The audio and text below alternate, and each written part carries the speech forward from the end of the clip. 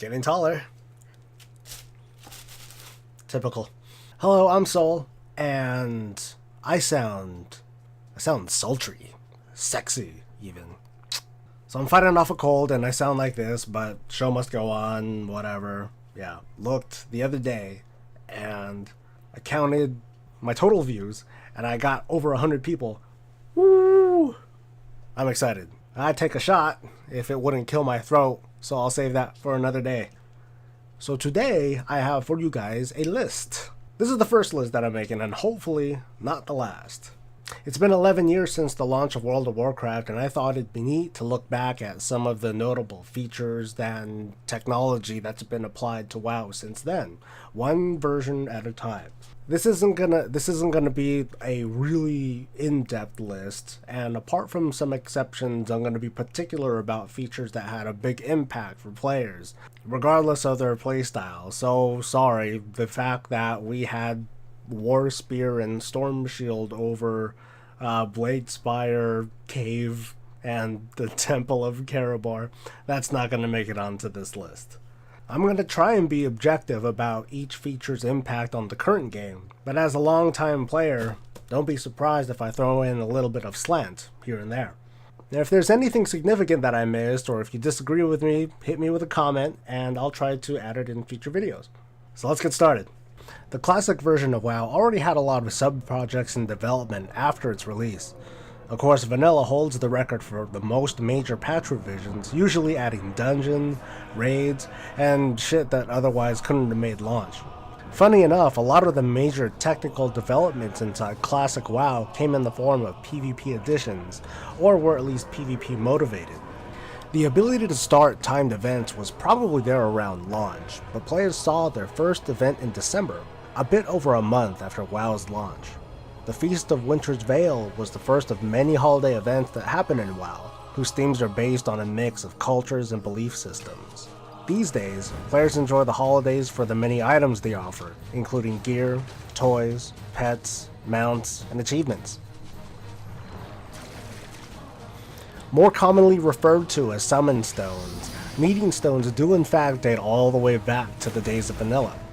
In the days before queuing up with a looking for dungeon tool, Warlock was your sure bet to quick group creation.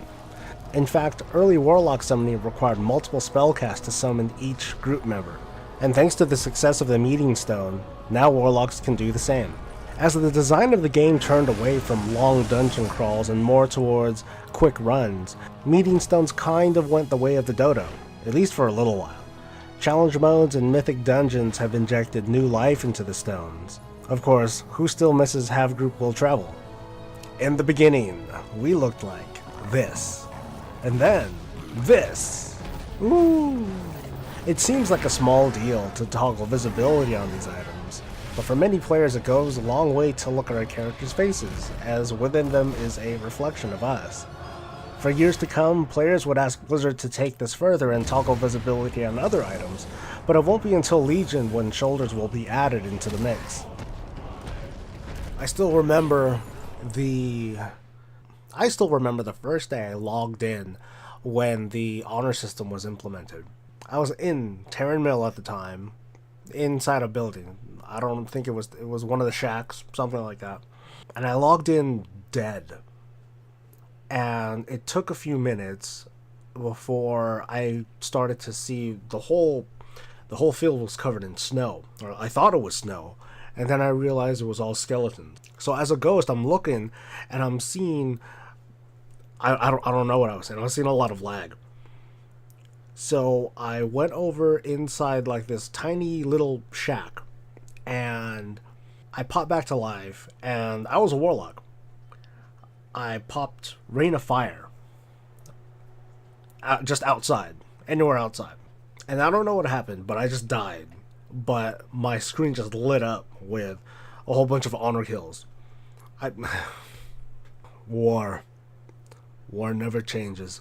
For a short time, like really early in World of Warcraft's life, the only reward that players got out of killing one another was to teabag them. That's about it. You won, and that was it. The introduction of the honor system and honor points was huge, it kicked off a system that was later reviewed and revamped numerous times over the past 10 years before being what it is now. And now it's going to be dismantled for Legion. Also during vanilla, the PvP ranking system was introduced. I'm not going to get into too many details because PTSD and all. But this system was one of the most grindy and most punishing systems that Blizzard ever created. What players had to do, they had to consistently push the number of honor kills that they had week after week after week, which is pretty impossible. So they often did this through account sharing, win trading, just anything that they could possibly do. Once upon a time, Alterac Valley was the shit. But to get there, you had to go here, and then go through here, and then finally here. It was definitely a pain, and we were routinely bombed with Arcane Explosion and Fear Bombing.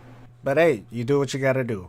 Over time, Battle Masters were introduced in capital cities so they can queue for Battlegrounds, and today you can queue up from anywhere. The whole purpose of Battlegrounds was to start organized PvP events if or when the world PvP scene was quiet. The first Battlegrounds included node control with Arathi Basin, capture the flag with Warsong Gulch, and this huge battle with a combination of both in Alterac Valley.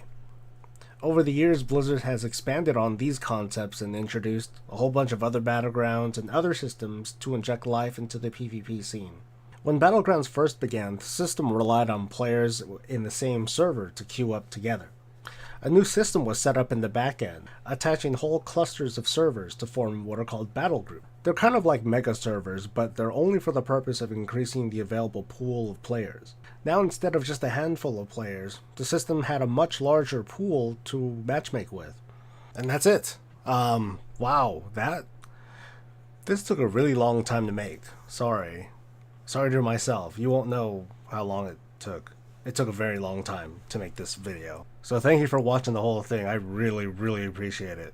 And to the 100-some views, not people, like I said earlier, but the 100 views, it's cool. I really like it. I hope to have more. So that's it. I'm gonna do the expansions. If I can get to them. Christmas is coming along, so there might not be a video next week. Oh well, too bad, so sad. But yeah, like, subscribe, tell your friends and buddies, and I'll see you later. Stay breezy.